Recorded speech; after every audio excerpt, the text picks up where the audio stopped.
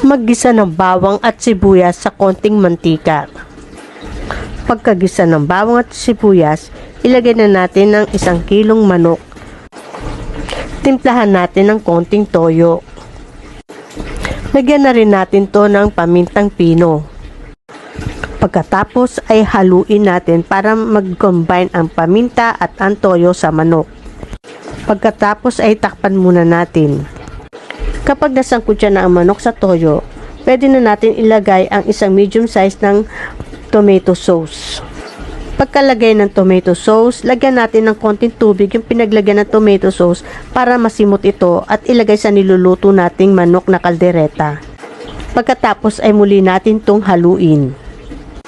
Pagkahalo, pwede natin ilagay ang patatas.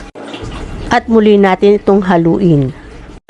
Pagkahalo ay muli natin itong takpan upang mas mabilis maluto ang manok at ang patatas. Dahil nakalimutan ko magpabili ng siling labuyo, ito ang ilalagay ko, hot chili sauce, para medyo maanghang naman ang ating kaldereta. At muli natin itong haluin at pagkahalo, takpan muli natin ito ng ilang minuto lamang. At medyo naluluto na ang ating patatas at manok, ilagay na natin ang hotdog at ang 2 medium size ng bell pepper. Lagyan natin ng kalahating chicken nor cubes.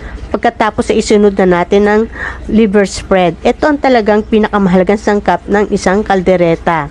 Napakasarap niyan. Ako pinili ko Reno liver spread. Bahala kayo kung anong gusto nyong brand.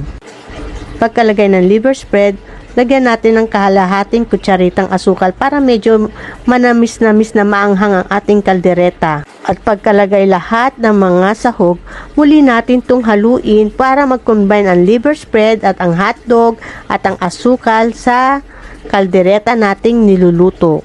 At ito na ang aking nilutong chicken kaldereta.